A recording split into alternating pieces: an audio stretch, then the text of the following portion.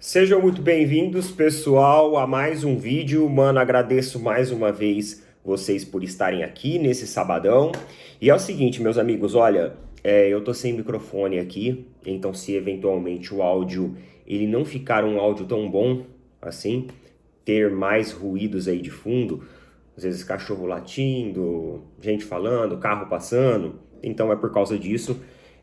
Já peço aí desculpas a vocês, mas eu acho que vai estar de boa. Tá silêncio aqui, não tem muito barulho também nas áreas externas, então eu acredito que vai estar tranquilo. Bem, vamos bater um papo, vamos trocar uma ideia. Antes de mais nada, deixa eu já dar um recado aqui para vocês, que é lá dos nossos amigos da A2C Promotora. A 2C Promotora, eles estão com uma iniciativa muito bacana, uma iniciativa muito legal, que é a iniciativa de oferecer uma oportunidade para que as pessoas elas tenham uma renda extra, uma segunda renda, para que elas aprendam uma nova profissão.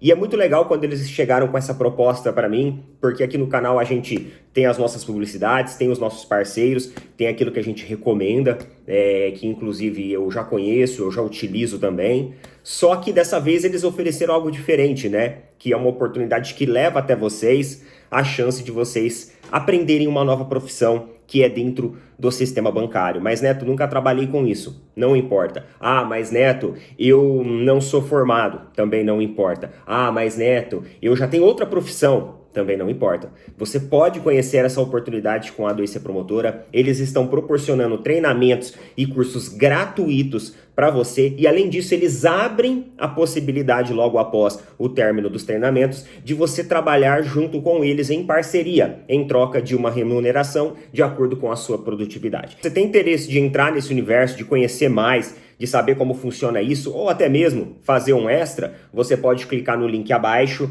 você vai falar ali com o pessoal no chat, eles vão te mandar algumas opções, e aí você clica na opção A2C Renda. E aí eles vão te passar tudo de como funciona, os horários dos treinamentos e tudo mais, beleza? Então, ó, chama o pessoal lá, não deixe de conhecer essa oportunidade lá da A2C Promotora, beleza? Tamo junto. E aí, pessoal, recado dado. Acho que tem alguém aqui por perto em algum lugar jogando Show do Milhão. Sabe aquele joguinho de Show do Milhão? Que eu tô escutando a musiquinha quando vai mudar as perguntas e aí vem a música lá do Show do Milhão. Alguém deve estar jogando aí no celular o joguinho lá do Show do Milhão. Muito legal, inclusive, muito divertido, né? Bons tempos, bons tempos. Pessoal, vamos lá, vamos conversar aqui. Convocação da seleção brasileira, tá? Ontem, então, à tarde, nós tivemos convocação da seleção brasileira. Então, eu acabei não conseguindo trazer o segundo vídeo aqui para falar sobre a convocação. Decidi trazer nesse aqui hoje para a gente conversar e para a gente trocar essa ideia. Lista de convocados. Só vou passar aqui com vocês rapidamente. Eu sei que vocês já sabem como foi a lista, mas só para a gente poder embasar aqui as nossas argumentações sobre a lista. Goleiros: Bento, Al Nassr, Ederson, Manchester City e o Everton, Palmeiras. Laterais: Danilo, Wanderson, Abner e Guilherme Arana. Zagueiros: Éder Militão, Gabriel Magalhães, Marquinhos e Murilo. Meio-campista: Andréas Pereira, Bruno Guimarães, Gerson, Lucas Paquetá e Rafinha.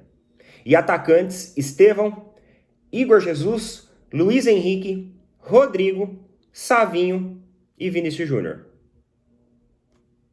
Neto, e o Endrick? O Endrick ficou de fora. Dorival, ele assiste o Opina Porco. O técnico Dorival Júnior, ele assiste o Opina Porco. De ontem, eu coloquei um vídeo. Esse vídeo acabou nem sendo muito acessado. Mas eu coloquei um vídeo para falar sobre a situação do Endrick hoje no futebol a nível mundial. Que ele foi matéria lá do jornal espanhol e justamente falando sobre o fato dele estar meio esquecido, tanto no Real Madrid quanto na seleção brasileira. E isso foi antes da convocação. E aí, eu falei no vídeo que o Real Madrid meio que colocando o Endrick num terceiro plano, lá no banco de reservas, faria também com que a convocação dele para a seleção brasileira seria prejudicada. E foi justamente essa a justificativa que o Dorival Júnior utilizou para não convocá-lo. Porque ele foi questionado, né? Ah, mas e o Endrick e tudo mais? E aí ele falou que está optando agora por jogadores que estejam constantemente sendo utilizados em suas equipes. Ou seja, jogadores que estão num momento ali de titularidade. Essa foi a justificativa dele. Aí ele falou que ainda conta com o Endrick, que ele acredita muito no jogador, mas que nesse momento ele está optando por peças que vêm constantemente sendo utilizadas. Então, mano, foi exatamente a mesma coisa que eu falei. Se ele fosse um atleta que estivesse nesse momento jogando no Palmeiras, artilheiro da competição, e assim, titular absoluto dentro do Palmeiras, é bem possível que ele estivesse nessa lista hoje aqui. O rival assiste o canal aqui e ainda utilizou a nossa reflexão de gancho. Tô brincando, claro, pessoal, é óbvio que é uma brincadeira. E assim, mano, falar um pouquinho com vocês ontem teve o jogo lá, né, do 2-2 entre o Fluminense e o Grêmio, e mais uma vez o Marcelo, ele protagonizou uma cena, cara, uma cena que eu acho que o Marcelo, ele vem protagonizando umas cenas meio assim estranhas, né? Como aquela vez, meio que tipo dando uma ignorada lá na criança. Depois teve aquele torcedor que foi tentar tirar uma foto com ele super desfez do torcedor. Enfim, várias e várias cenas desnecessárias. Desnecessárias. Até mesmo por tudo o que o Marcelo conquistou na carreira. Não que ele seja uma pessoa ruim, não é nem isso. Mas é que às vezes o jogador ele não sabe como lidar com esse misto de sentimentos. O cara que já foi extremamente titular, absoluto, super campeão, multicampeão. E aí o cara, às vezes, ele se vê assim, né? Pô, eu tô aqui no banco de reservas, o cara quer me colocar num final de jogo. Eu só sei que ele falou alguma coisa que o Mano Menezes não gostou. E aí o Mano Menezes desistiu de colocar ele. Você viu que rolou ali um estresse? É que a galera da leitura labial, o posicionamento da câmera não favoreceu para os caras conseguirem fazer a leitura labial do que o Marcelo falou. Mas você vê que o Marcelo fala alguma coisa, o Mano, né, mostra-se uma reação de indignação e ele volta pro banco. Ele volta pro banco. E de verdade, eu não acho que o Mano Menezes seja um bom técnico. Muito pelo contrário. Quando ele vem no Palmeiras, nossa senhora, pelo amor de Deus. Mas nessa parada aqui ele tá certo. Nessa parada aqui ele tá certo.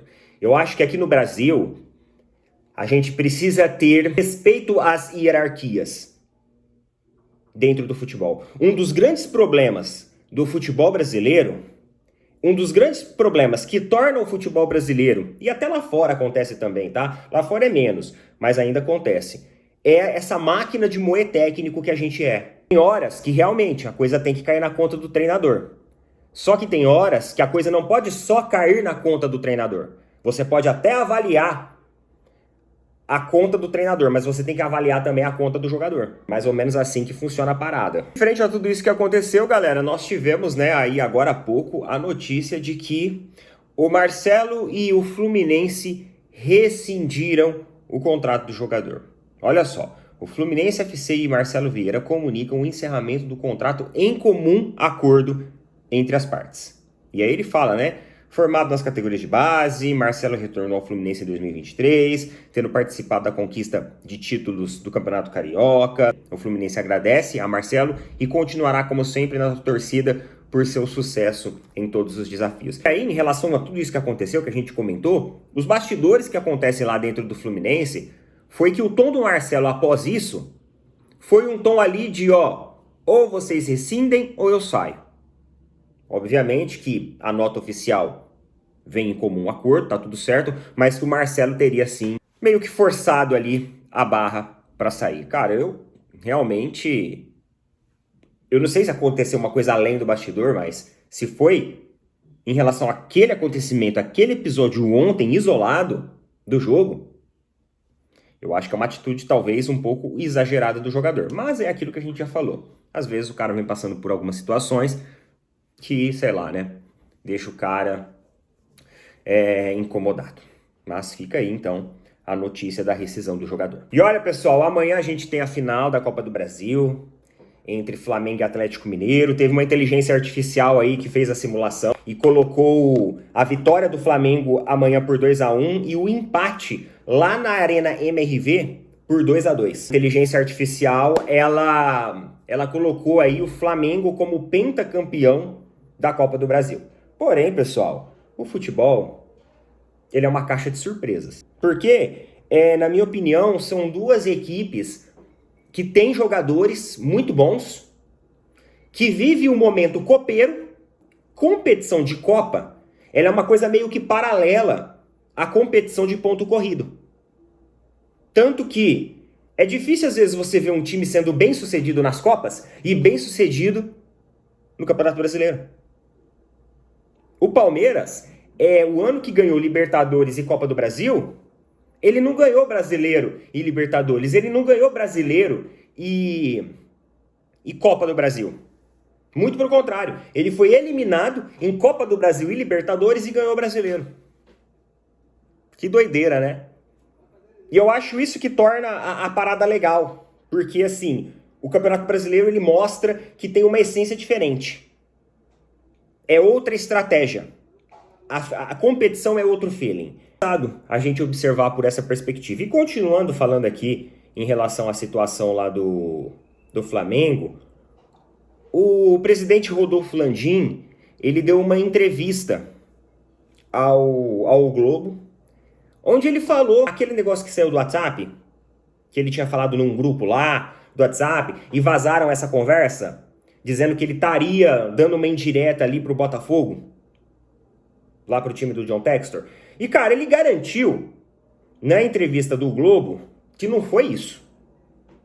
Que o que ele quis dizer foi numa abordagem geral do futebol, não foi nada pro Botafogo. Só que aí ele utiliza outro exemplo, na justificativa, que coincide com a situação e o cenário do Botafogo.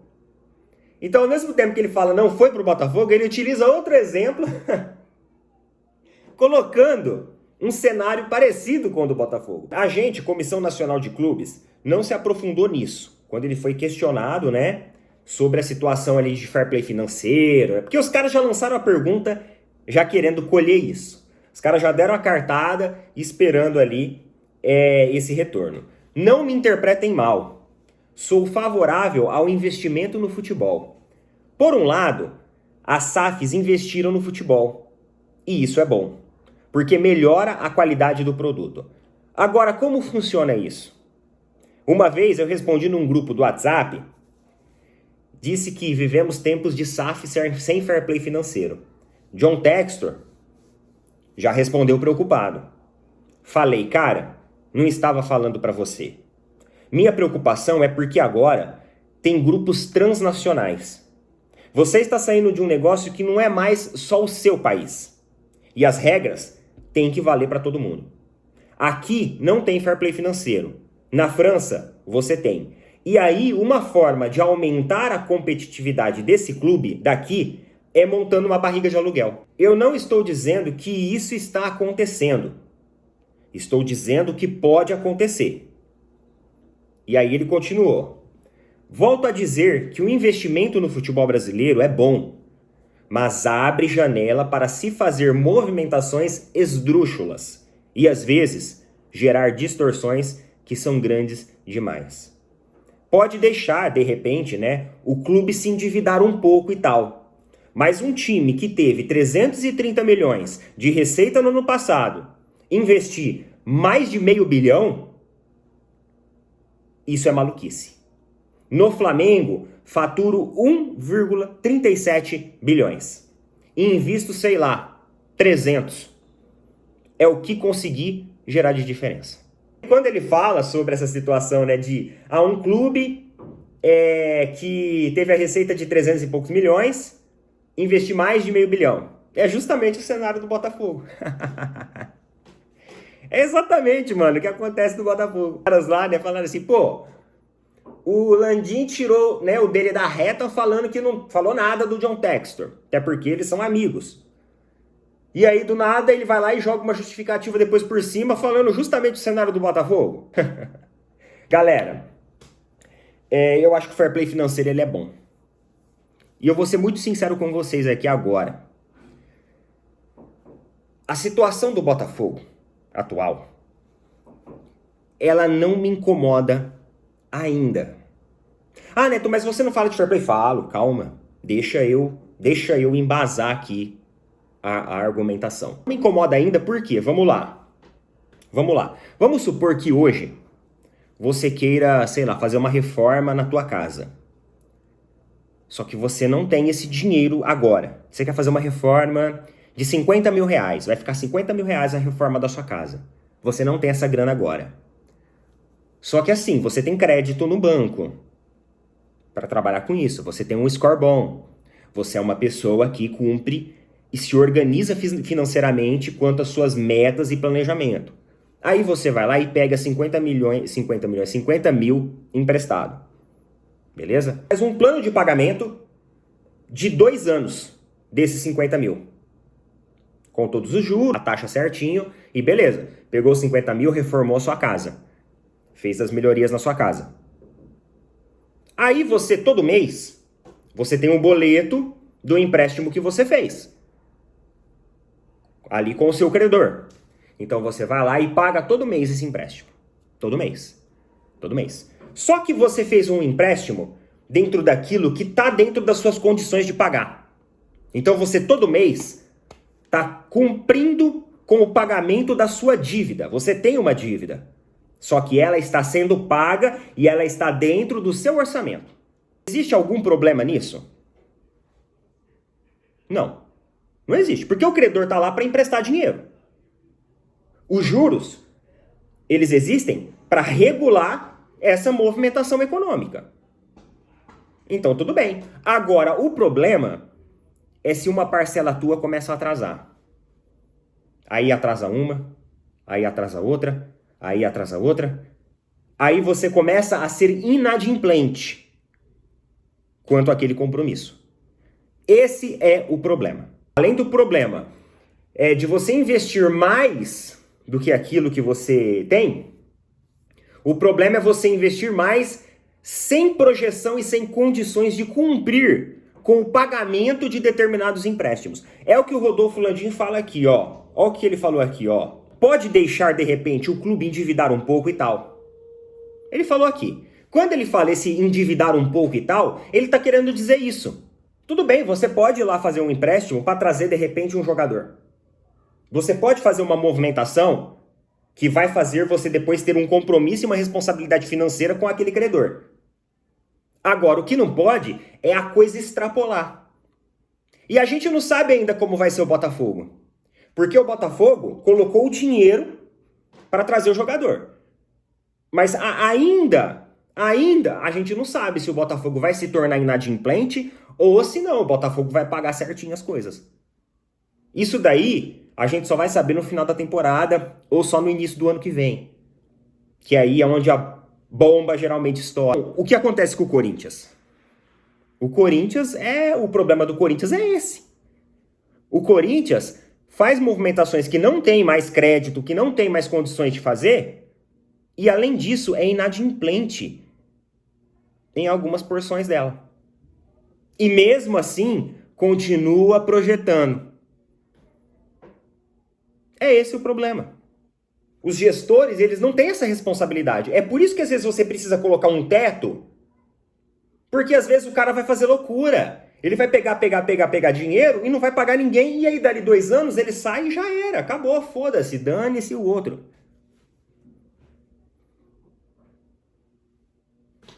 É basicamente isso, gente. Eu vi uma galera aí meio brava com o Abel Ferreira, hein? Porque tá saindo um vídeo aí nas redes sociais do Abel Ferreira lá no GP, né? No Grande Prêmio que vai ter agora esse final de semana. Ele é um cara que ele é muito aficionado por corridas, ele gosta muito. E ele foi lá conferir, não só ele, Rafael Veiga, o Maurício, tava lá. E aí sempre vem aquelas cutucadas, né? Ah, pô, bacana teu estilo, chegando de óculos de sol e tal. Como se fosse uma celebridade, mas, pô, você não é celebridade não. Você é técnico de time de futebol e segunda-feira você tem compromisso. Segunda-feira você tem compromisso. Muita gente falando lá, né? Muita gente.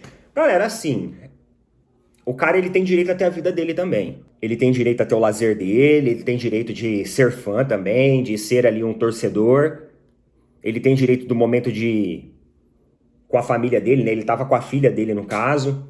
Então, pra mim não tem problema nenhum ele aproveitar um dia de folga com a família e tudo mais. Não, eu não vejo dessa maneira. Ah, Neto, mas o cara ganha bem, então não, mas não é só questão de ganhar bem. Não é isso. É a questão do direito do cara também a ter a folga, a ter o lazer dele. O compromisso dele é ao longo da semana de treino e nos finais de semana de jogo. O jogo dele vai ser na segunda-feira. Então, se ele tem o sábado, se ele tem a sexta, se ele tem às vezes o domingo, numa parte do período, para ir curtir aquilo, não tem problema nenhum. Isso daí é ele e a gestão do Palmeiras que organiza isso. Talvez o cara, em dias de semana de treino, fica até mais tarde também treinando. Fica até mais tarde também cuidando dos compromissos profissionais. Adquire uma hora, digamos, extras ali para descontar justamente nessas épocas. A gente não sabe o dia a dia, do horário de trabalho deles, a gente não sabe das relações trabalhistas de contrato com o clube e com o técnico. Então isso daí eu já acho um grande exagero a gente querer ficar, o Abel foi lá no treinamento do Grande Prêmio, que absurdo, que não sei o quê. Não. Criticar? Claro, mas a gente vai criticar na hora do futebol. Na segunda-feira, depois do jogo, aí a gente vai criticar em relação ao aspecto esportivo. A vida dele no particular, meu amigo, eu não tenho nada a ver com isso. Segunda-feira, espera. Porque às vezes fica criticando, chega segunda-feira, dá um amasso no Corinthians, dá um baile no Corinthians. Aí a gente fica assim, né? Legal, bom, vitória boa, obrigação, hein, tal. Espera, vamos deixar a primeira coisa acontecer. Aí depois a gente fala. Ah, Neto, mas falar depois é meio que ser engenheiro de obra pronta. Não é não. Não é não. Porque a gente já vem falando disso há muito tempo. Então não vai ser engenheiro de obra pronta. Tá? Toda reflexão bem intermediada, ela é válida. Engenheiro de obra pronta é aqueles caras que falam umas abobrinhas e depois coincidentemente acontece, e aí o cara fica, tá vendo? Eu avisei? Tá vendo? Eu falei? Mas assim, o cara acerta 1 em 1000. Agora você ir lá e se posicionar em relação a uma crítica construtiva dentro do futebol, não vai ser engenheiro de obra pronta. São opiniões e reflexões bem pontuadas e bem argumentadas. Tá bom? Coloca nas opiniões aí o que vocês acham a respeito disso. Um excelente final de semana para todo mundo. Sabadão, tamo junto. Valeu, falou, até mais.